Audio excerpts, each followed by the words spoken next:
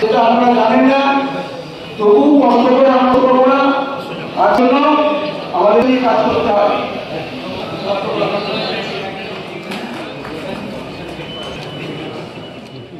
আজকে মুর্শিদাবাদ জেলা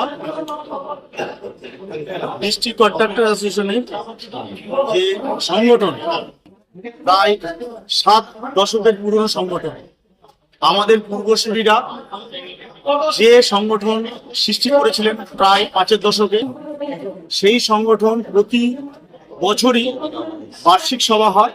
এটা আজকে আমাদের দ্বিবার্ষিক সভা।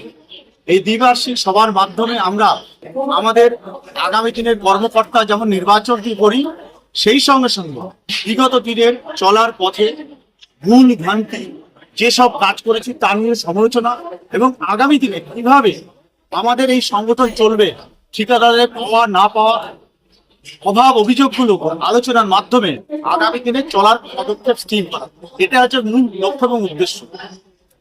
কোন কোন বিষয়গুলো নজর দিলেন?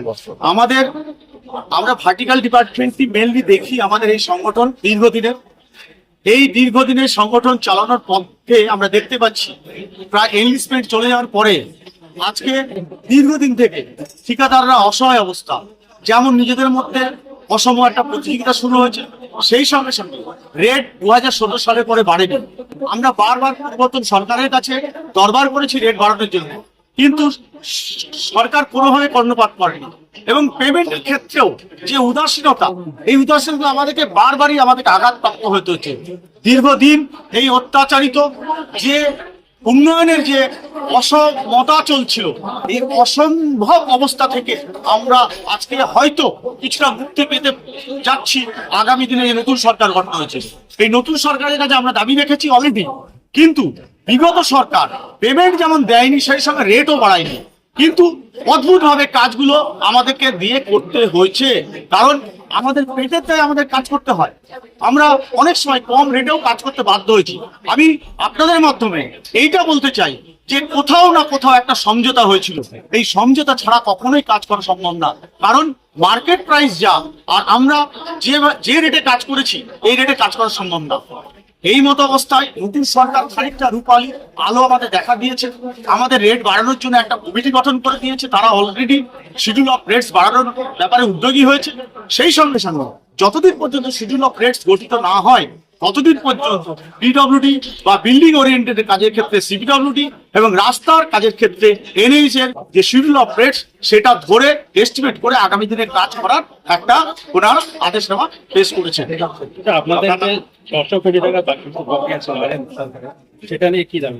আমাদের এই মুহূর্তে পিএইচই একটা অন্যতম বাকির জায়গা। বিগত 22 মাস ধরে আমাদের এই সেন্ট্রাল গভর্নমেন্টের ড্রিম প্রজেক্ট জল জীবন মিশন যে প্রজেক্ট, সেই প্রজেক্টে আমরা 22 মাস ধরে পেমেন্ট পাইনি।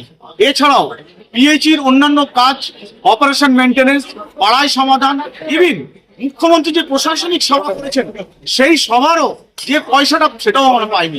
এই নিদারুণ খরায় যেভাবে জল সরবরাহ করি, আমরা সাধারণ মানুষের পাশে দাঁড়াই, তারপরেও আমরা সে পেমেন্ট পাইনি। এছাড়া বাঁধ মেরামতি করার ক্ষেত্রে, ইরিগেশনের ক্ষেত্রে বিশেষ কিছু কাজের পেমেন্ট আমরা দীর্ঘদিন পাচ্ছি না, প্রায় 3 থেকে 4 বছর। কেন জানি না, অজানা কোন কাহিনী এর পিছনে যুক্ত আছে। এবং এই সঙ্গে সঙ্গে পিডব্লিউডির অনেক প্রজেক্টের আমরা টাকা পাচ্ছি।